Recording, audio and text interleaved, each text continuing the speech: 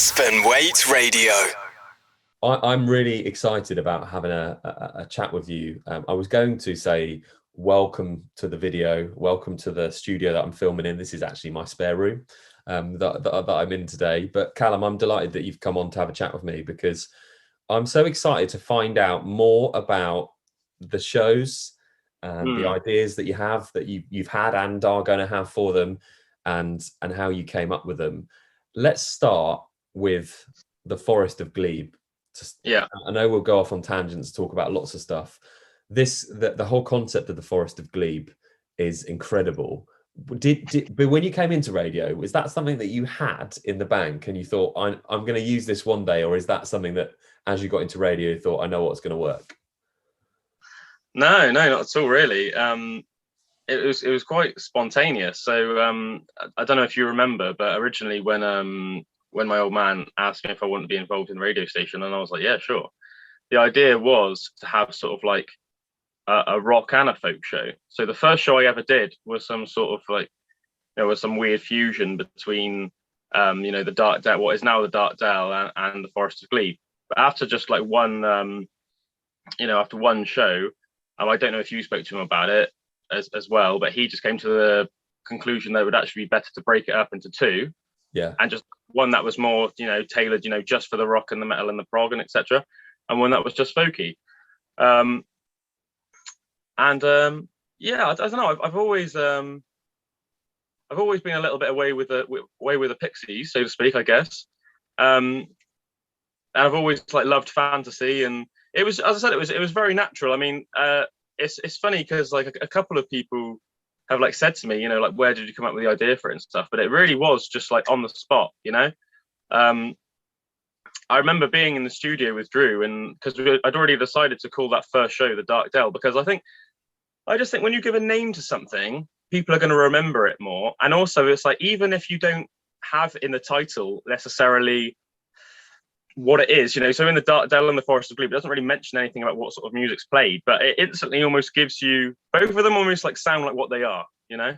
They're a bit onomatopoeic in that respect, So I remember just being in the studio with Drew, and I was like, oh, okay, so two shows. So I'd already called the first show the Dark Dell. I literally was just said, oh, I'll call it the Forest of Gleeb, and I said, and I could be the Wizard Meeb, and Drew went, and I'll be the Wizard Schleeb, and I was like, boom, it's done, And then, I mean, everything from then was it's funny, I can't actually remember in that much detail, but I guess, yeah, as the first show was going on, once I'd said the Forest of Gleeb, I'm a very sort of imagery based person, so I guess I was suddenly thinking, okay, where do I want to be, and where do I want to sort of take people with this, Yeah. And that's sort of where it created, how it all came to be. And I guess when I do the shows now, it's very easy because it's almost like I can see it exactly in my head, where we all are, and I try and sort of make it very escapist and otherworldly. And so when I'm doing the Forest of Gleeb show, I want it to be that the listeners feel like they are with me in another world. That's my sort of my aim, Yeah. And I with the last sort of I say yes, it'll be over a year now, isn't it? Sort of the last sort of 14, 15, maybe 16 months that everyone sort of had.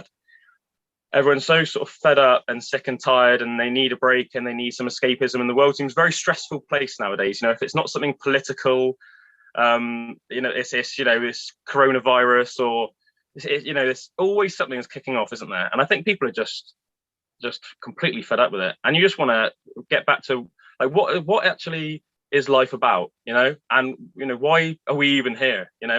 Surely it's just to try and have the best time you can in the time given to you. And it really is almost as simple as that, Try and live the best life you can, have as much fun as possible, within the realms of law and stuff like that, I'm glad you put that in, yeah. The legal wise. Yeah. And I really sort of think it's as simple as that, if your life every day gets to the point where, you're unhappy, or you're just stressed every day, you don't want to turn on the telly, you don't want to leave the house because of how stressful everything is, then something's wrong, isn't there? And you just need to just create steps so that we can all help each other enjoy our lives. And I guess even though it's just a radio show, it's just if you can give somebody like a little break for a couple of hours and just help somebody escape and have some fun and go away somewhere, the same way that when you watch one of your favorite movies or read one of your favorite books, I think that's just a beautiful thing. Well, And that is makes me feel great, There's actually a lot of research that's been done in the last few years in terms of that, getting connected with your childhood. A lot of people say, oh, you should still, when did you stop playing with Lego? When did you stop doing this? But and actually there's especially in creative people, there's research to say that people are happier if they do still play, if they do still do things that they used to do when they were younger. So you're absolutely right. It's important that we all have a nice place to go to, and obviously for everyone else, for everyone listening now is able to listen to us, the Forest of Gleeb is a place that they can come to on a Sunday and hang out in. It's effectively, it's theirs to go to as well. Yeah, it's only because obviously I have no idea about statistics or anything like that. I do know that Ross Curry, who for anybody listening, if they don't know who Ross is, he works for Waite. I know that Ross told me a while back now that the Dell and the Forest of Gleeb actually had really good stats in terms of listenership, in terms of like however you want to say, the amount of listeners that were listening to the Dell and the Forest of Gleeb were really good, which I was really happy about. And I don't know, I guess with my shows, because they are a little bit niche, I don't know if they ever will be, or if it's even my aim for them to be like, the most listened to shows. But what I'm very happy about is that for the people that do listen to it, I get messages like quite regularly from people, and the way they talk to me is quite humbling. They love the shows, Yeah. And like people message me like, oh, can't wait to listen to the shows like tonight, or I was just listening to a show and it was absolutely great. The Wizards were really on form this week. I was like laughing and just feel so relaxed. Or people saying, I was just filling out this tax return, which is normally like a horrible job. But I was listening to that and that got me through it, and that's great for me to hear, absolutely great for me to hear. Yeah, as a radio presenter, there's nothing better than, when you allow people to come into and share a moment and share a time or a space with you. But brings me on to the Dark Dell actually, because the Dark Dell obviously is rock metal.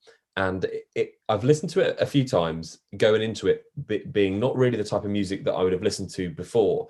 But I do feel there's an element of getting an education from it as well. Was that something in your mind for that show? It's obviously a very different show if you haven't listened to the Forest of Gleeb. But was that because it's your passion and you wanted to kind of get that to come across to other people? To be honest, I would say that in pretty much everything I do, you can link that education element to it, and it's funny you say, because I was actually quite I don't know if a problem student might be like a strong term. I never got I don't think I ever once got suspended or anything like that. But I mean, I wasn't the best pupil in school. I wasn't great at doing what I was told, and I said I was a bit away with a pixie. So obviously the whole way that school's set up is like, okay, we're going to go to science, and today we're going to learn about chemistry, and we're going to learn about such and such. Well, in my mind, I was like, well, a couple of days ago, I might have watched this documentary on the Battle of Waterloo. So my mind's on the Battle of Waterloo right now, and I found that very hard. It's like if I'm in my head wrapped up in this, and right now I'm fascinated by Napoleon and Field Marshal Wellington and all that. Well, then right now I'm not really interested in learning about chemistry. So Yeah. That was obviously very annoying for teachers to deal with, and I can understand that. Just wasn't the best at doing what I'm told. It's a sort of a trait I think that probably runs in my family. But at the same time, I did always very much love learning, and I didn't even realize it so much when I was younger, because I guess I was used to almost feeling like a little bit of a rebel, or like I was getting told off all the time. But I always loved learning, and I was always very interested in stuff. Always really interested in loads of stuff. And I guess as you get older, you realize that on a very basic form, that is all that education is, and that's what matters at the end of the day. If I was going home and I was reading books and I was watching documentaries and stuff like that, then you accumulate all that knowledge. And I guess the older and older I've got, the more I've appreciated how important knowledge is, and the power and the freedom you get just from just from knowing things, really, and just from being educated on different subjects. And yeah, and in everything I do now, because I just find the world a fascinating place, and I find a lot of things in the world fascinating, whether it's different subjects or whatever. And yeah, in everything I do, whether it's the Dark Dell, the Forest of Gleeb, Pandora's Box, which is the other show I started recently, I do naturally try and bring the educational element into it. As you said with the Dark Dell, yes, it might be sort of considered. It's sort of like the outlaw musical genres, aren't they? I guess it's like, although they've got massive fan bases like rock and metal and prog and grunge, things like that. It's never going to be mainstream. Even though, you know, I mean, I went to Twickenham a couple of years back to watch Metallica, and it was like sold out. You know, you go to some big you know, metal shows. As I said, like Metallica, they've been around since what, about 1980 now. I mean, a lot of pop stars that might have been selling more than them at the time in 1980, nobody knows where they are now or what they're doing, or, you know, they're never played now. Yeah. But Metallica still have their loyal fan base. They're still selling out massive arenas all over the world every single year.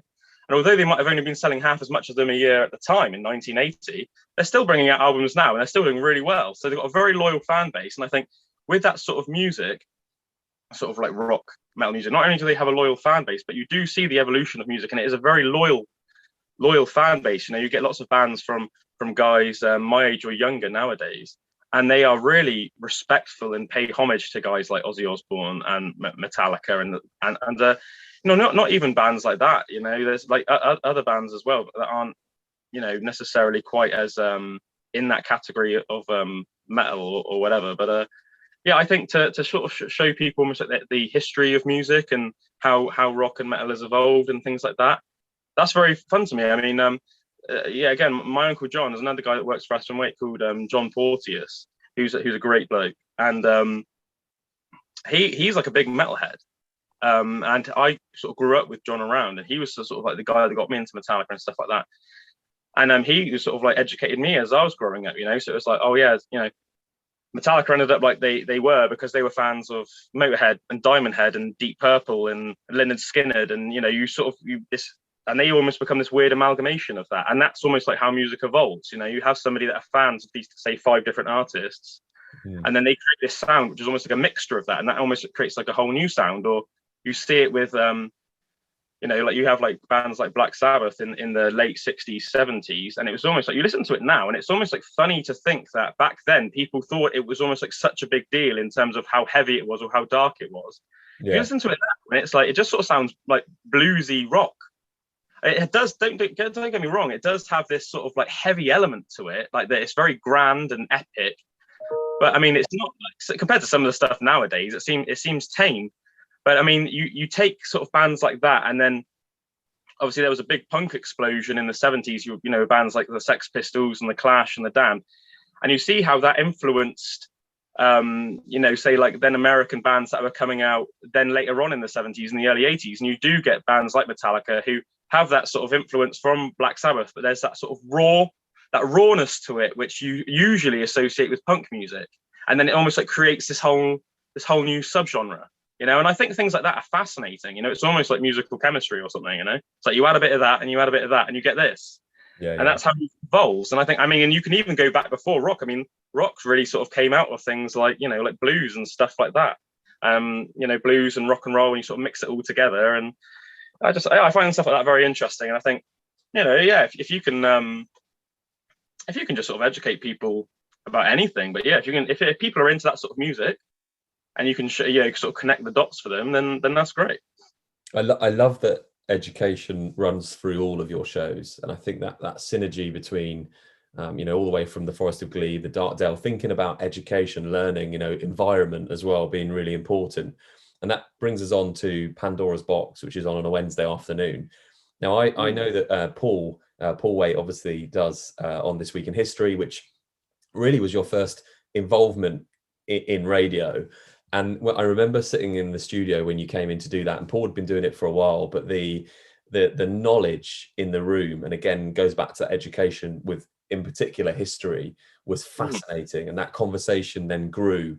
And it always seemed natural that you would look to do a show that was even more educational, I guess, than the other two that we just talked about. And Yeah. so Pandora's box, I'll come on to the name in a minute, but for me, that idea of you being able to use all that knowledge you've got, not just in history, but philosophy and psychology, and talk about that on the radio, was that something you always wanted to do if you did get into radio? I guess like not consciously, it just sort of happened authentically, you know. I said, no, it's very kind of you to say about, you know, how you felt when I first got involved with it on This Week in History. Obviously, I mean, you know what my dad's like, and you know, sort of growing up around my dad, and you probably, I don't know if you've met my mum, but my mum is an extremely intelligent woman as well, and my mum and dad are probably, it probably seems almost like funny to some people. It's normal to me, but I mean, I sort of grew up, and they just have always loved quizzes and quiz shows and things like that. And I grew up in every single university challenge or mastermind, whatever, they would both watch it, and they'd almost get in like competition with each other, especially my father. You know, everything is a competition, but like that was just sort of the norm for me. So I actually, and because of my surroundings, I actually grew up with, like, I think very, very high standards of what is considered intelligent. And I mean, the amount of times when I was younger, my dad would, you know, if I'd say something daft, my dad would go, "You stupid boy." So, like, you know, and to be honest, it probably wasn't very stupid what I was saying. I was just a 9-year-old kid or something. But Yeah. I'd say that, like, you know, in a funny way. It obviously doesn't bother me at all. I think it's hilarious. But obviously, I grew up with those very, very high standards. And I guess, like, you know, being around that, it naturally rubbed off on me. You know, if I had those high standards, you know, I wanted to maintain those high standards, I guess. You know, I guess I didn't want to be, you know, my old man to call me, you know, "You stupid boy," so whatever. So I thought, you know, that's going to rub off, and not just that, but you know, just being around the knowledge in general. Not only did I want to become more intelligent, but you're just going to become more intelligent if you're around people that are always saying, Yeah. you know, knowledgeable things. You know, it's naturally going to happen. And they're not, you know, as I said earlier on about sort of my own education, I've always been naturally interested in things. So, you know, and I think that's the most important thing. Once you are naturally interested in something, you are just going to start absorbing knowledge. You know, it's like what you said about you know, being around your dad. Made you you didn't want to get it wrong, so you wanted to learn more things, and you wanted to be able to have those conversations. It's similar in sport, for example, where the best say that they always train with people better than them. Well, or even if you go to the gym, you know, the old saying is, well, go and train with someone better than you, because that's going to push you and make you want to be as good as they are. That's it. What's the saying? Like, is it like iron sharpens iron or steel sharpens steel? You know, it's Yeah. You surround yourself with people just as intelligent, if not more intelligent than you. You know, and you're only going to get better, or, you know, whatever it is you want to get better at. You know, whether it's playing the guitar, you know, a sport, you know, whatever. Just surround yourself with people that are really good at it, and you will get better. You know. I think that the Wednesday show, when we talk about the different subjects that you've covered already, you know, we were talking a little bit about you know, philosophy in one of the first shows. That thirst for knowledge is very true as you get older, because I'll give you an example of this. Recently, I watched the film, was it The Enigma Code? Oh yeah. And you know, really great film. Made me go out and buy a book about Alan Turing. Because I was fascinated, and I couldn't stop myself from taking that knowledge further. Now that I've got older, I wanted to understand, you know, more about the guy and what happened and his story. And I think your show on a Wednesday is great for people who do have that thirst for knowledge, because I almost found myself going away from your show a couple of weeks ago wanting to learn more about genes and, you know, what women look for in men and those kind of things. It was fascinating. Oh yeah, no, thanks. You know, I think that's great. And as I said, you know, with when it comes to things like that, I think sometimes, you know, especially children, and I think especially nowadays, because there are so many cheap distractions, you know, TikTok and Facebook and Instagram, you know, it's so easy and tempting just to go get your fix that way in terms of, you know, being entertained. And I think, and I was very much like this when I was younger as well. I almost thought that, like, that the very word education almost seems boring. Do you know what I mean? Yeah. But then you realize that sort of, I mean, anything is education, really. Anything you're interested in, that you're then looking into, that is, you're educating yourself. Yeah. Okay. I think there's almost like these negative connotations. You think about some, without being rude, some like crusty old teacher in some dark, damp room somewhere, you know, pointing at the blackboard, and you're just like, you know, your head's like bashed against the table, you know, like that's not, education doesn't have to be like that. Yeah. You know, and yeah, by the way, yeah, Alan Turing is a fascinating figure, isn't he? Poor guy. You know, doesn't get the recognition he deserves, definitely. I read today actually that they're bringing out the Alan Turing £50 note. Oh, really? Yeah, Great. that was something that I read. Obviously, I won't spoil anything for people that want to go away and read more about it and watch the film. But a very key figure actually in you know, in what happened during the Second World War. So sure, there's a lot of history in it. That's really, yeah. You can't really state enough how important he was. You know, breaking the initiative really tight, like changed the tide of the war, really. Yeah, and that's you know, something else that I'm sure, in terms of history, I know that's a passion of yours. Is that's something that you want to explore more, maybe in that bite-size sort of format across those Wednesday shows? Yeah, sure. I mean, I'm probably not the best person naturally at doing bite-size sort of things, because I do tend to go off on a little bit of a tangent about things. But I mean, I guess that's where the beauty of editing comes in. Yeah, this was actually 3 hours long. We've got it into 30 minutes.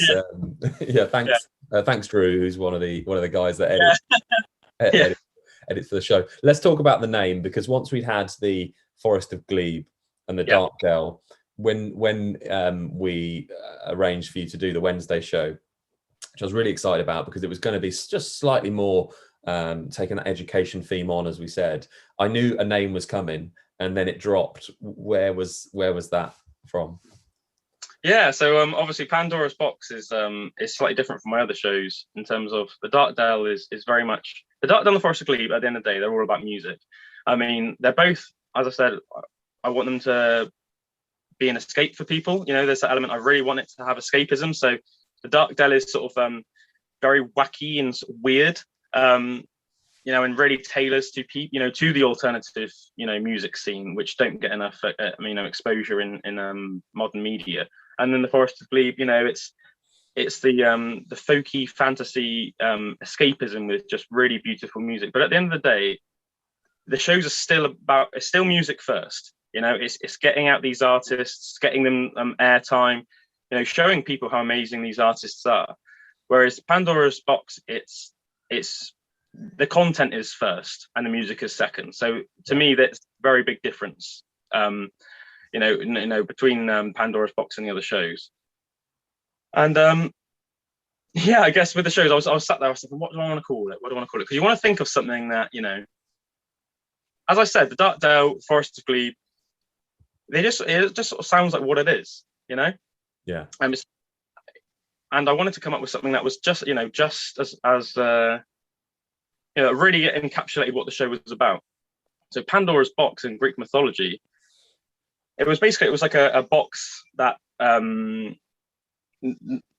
people were told basically not to open, because it would contain you know, it contained like knowledge that you would never want to know, basically things like that, you know, just almost like, you know, like I don't know if it's dramatic as this, but yeah, it's like the information inside, or whatever is inside Pandora's Box, you know, it's like the knowledge is almost like too disturbing, or, you know, or too like otherworldly, you know, it's almost like one human can't fathom it, you know. And I thought that's a great name, because not only is the name itself educational, you know, then you're going to look at things like Greek mythology, which I'm a massive fan of. I think, you know, Greek mythology is fascinating, but it also, you know, obviously the whole point is it's like, it's an informational show, you know, it's a show all about different interesting topics. You know, some of them are going to be sort of very mainstream, everyday topics, and some of them are going to be quite far out and quite crazy, you know, and a bit off the deep end.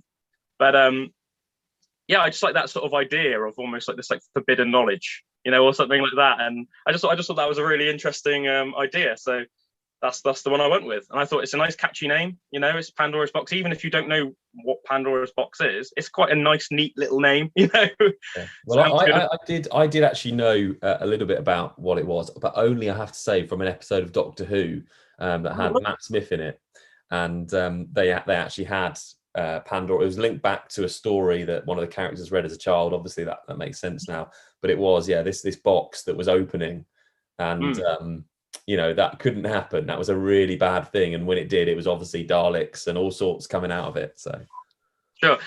Yeah, I didn't know there was a Doctor Who episode about it, but I mean, I think that this ties back to what we were saying earlier on. I mean, education is education, and I've learned a lot of interesting stuff in I guess non-traditional ways. So as you said, you learned about Pandora's box from Doctor Who.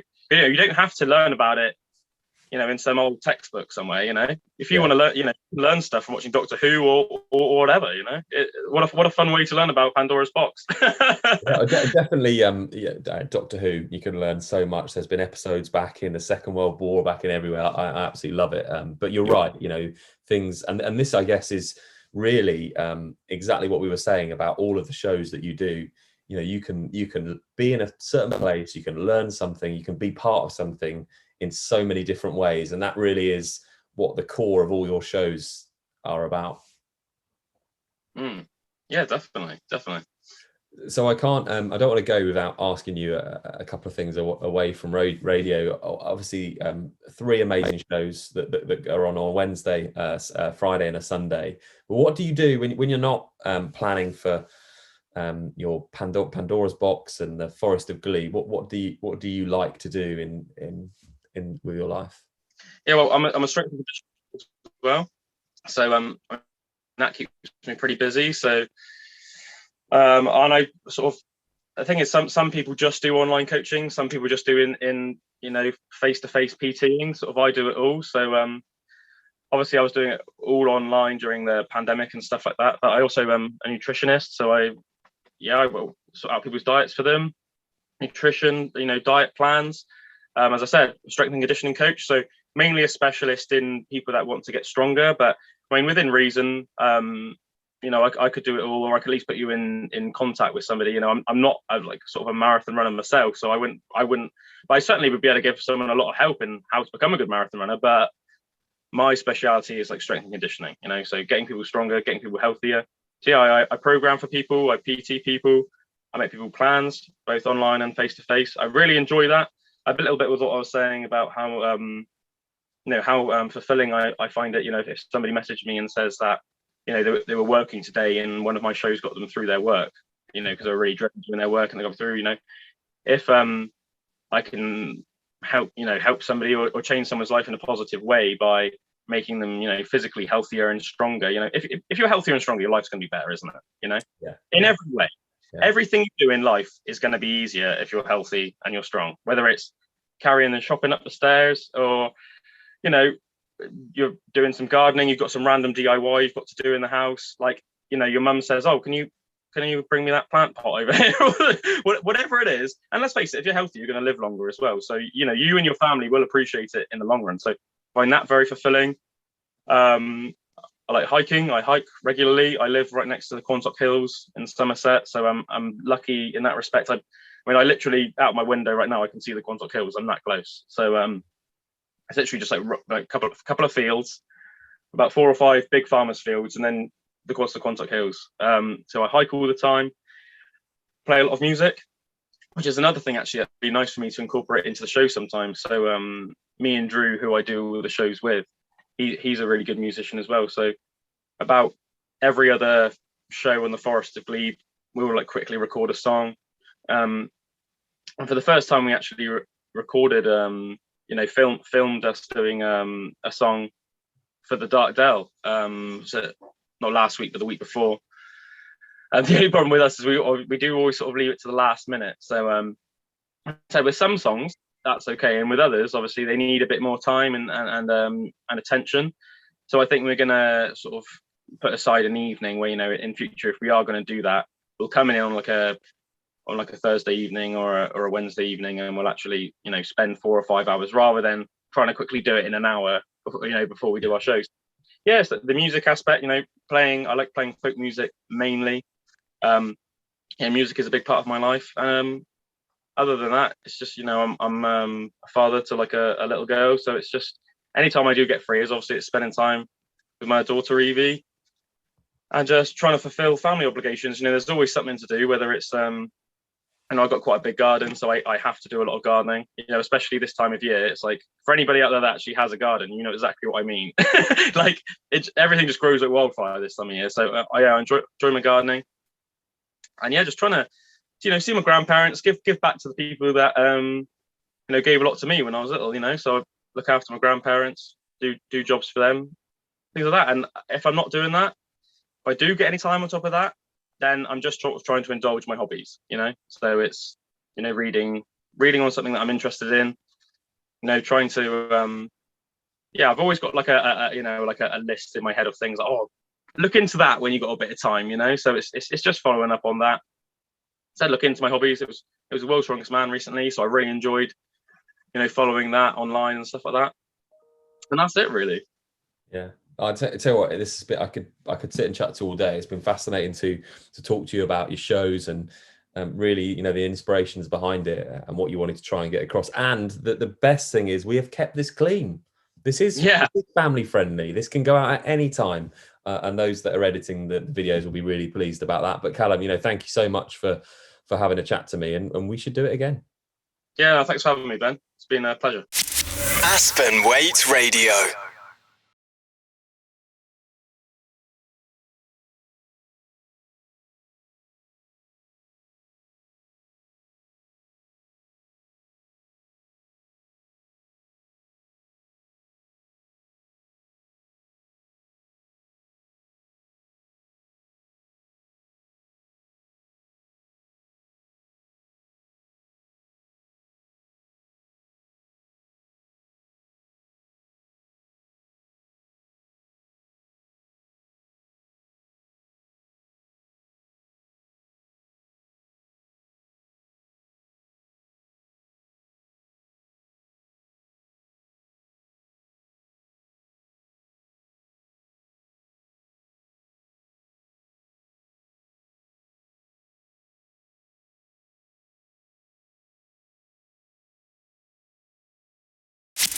Aspen Waite Radio.